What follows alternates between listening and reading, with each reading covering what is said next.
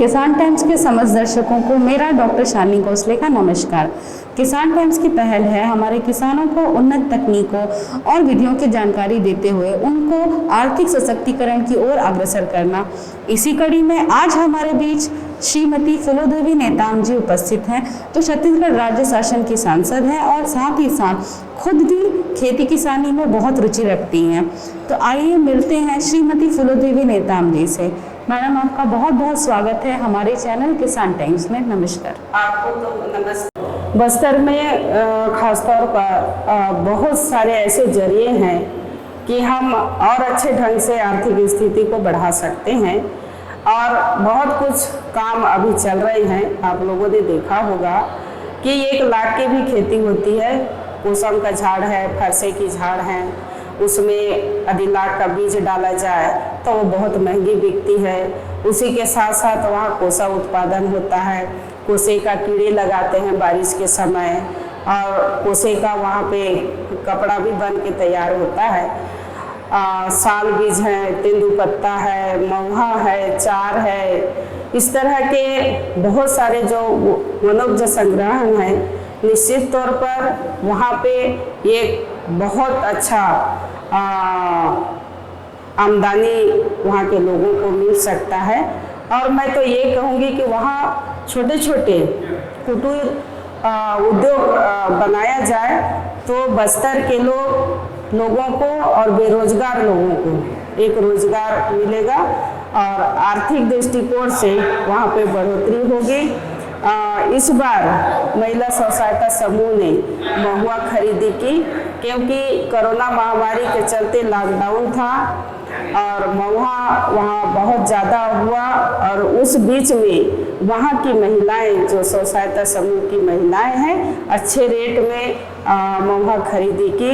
इसी तरह तेंदुपत्ता है जो 2000 को बढ़ा के आदरणीय मुख्यमंत्री जी ने 4000 बोरा किया है और बस्तर के आदिवासी लोगों को बहुत बड़ी उपलब्धि, बहुत बड़ी फायदा राज्य सरकार आदरणीय मुख्यमंत्री जी ने दिया है। और मैं बार बार हमारे आदिवासी समाज की ओर से, बस्तर की जनता की ओर से मैं उनको बहुत बहुत धन्यवाद दूंगी। और आने वाले समय में यदि छोटे छोटे कुटीर उद्योग का तैयार की जाए तो वहीं पे खपत होगा। जैसे इमली है, इमली का बीज भी दवाई के रूप में अनेक प्रकार की मेडिसिन बनते हैं। महुआ का भी बहुत सारे मेडिसिन बनते हैं।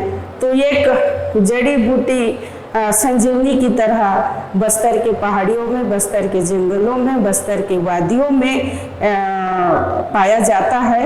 निश्चित तौर पर हम सौभाग्य मानते हैं कि उस क्षेत्र के प्रतिनिधित्व करते हैं और वहाँ के लोगों के साथ हम खुद वहाँ रह के बचपना गुजारे हैं। और हर समय प्रयास रहता है कि ज़्यादा से ज़्यादा बस्तर का विकास हो, बस्तर क्षेत्र आगे बढ़े, ये प्रयास रहता है और आगे भी रहेगा। जैविक खेती के बारे में आपने पूछा। निश्चित तौर पर छत्तीसगढ़ में जैविक खेती होना चाहिए ताकि फसल का उत्पादन ज़्यादा से ज़्यादा हो। और बस्तर में खास तौर पर जो पहाड़ियों से पानी आता है खेतों में और वो खाद के रूप में खेत में इकट्ठे होते हैं।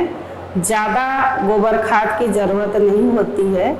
जब पहाड़ियों से पानी, सड़ा गला पत्ता खेतों में जमा होता है तो वो जैविक खाद के रूप में उत्पादन होता है।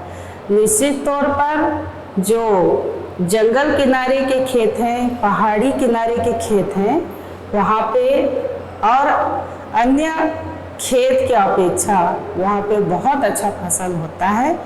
आप लोगों ने देखा होगा कि गोबर न्याय योजना आदरणीय मुख्यमंत्री जी ने जैविक खाद बनाने का जो निर्णय लिया है, निश्चित तौर पर बहुत ही छत्तीसगढ़ जनता के लिए कारगर साबित होगा।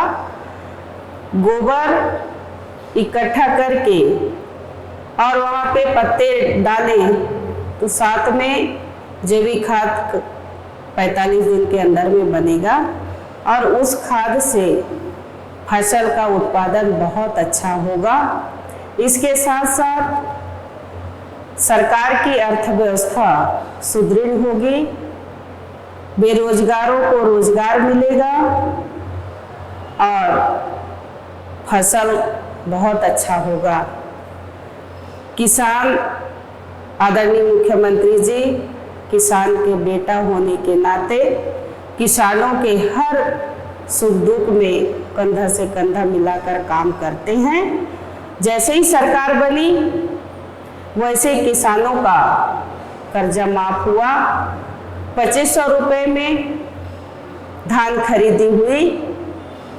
केंद्र सरकार बगैर मदद के आदरणीय मुख्यमंत्री भूपेश बघेल जी ने समर्थन मूल्य में धान खरीदी की और किसानों को लाभ दिलाने का काम किया। किसान भाइयों बहनों, अच्छे से मेहनत करें, समय से धान बोआई करें, समय पे रोपाई करें, समय से धान काटें, मिंजाई करें और सरकार भी समय से धान खरीदने के लिए तत्पर रहे। निश्चित तौर पर आदरणीय भूपेश बघेल जी आपके साथ हैं और आज के युग में वैज्ञानिक दृष्टिकोण से खेती करना बहुत जरूरी है और आपके साथ मुख्यमंत्री जी हैं, तो जिस तरह जैविक खाद का बना के आपके साथ दे रहे हैं तो हम लोग किसान भाइयों का फसल भी बहुत अच्छा होगा, ऐसे मैं समझती हूँ। आप सबको धन्यवाद देती हूँ। धन्यवाद मैम, बस्तर की इस नैसर्गिक प्राकृतिक कृषि से हमें अवगत कराने के लिए और बस्तर कितना अग्रसर है जैविक कृषि के क्षेत्र में। उम्मीद करते हैं कि हमारे बाकी ज़िले भी, पूरा राज्य भी उसी तरह जैविक कृषि के क्षेत्र में आगे आएगा। इसी के साथ आज का यह कार्यक्रम हम यहीं समाप्त करते हैं। धन्यवाद।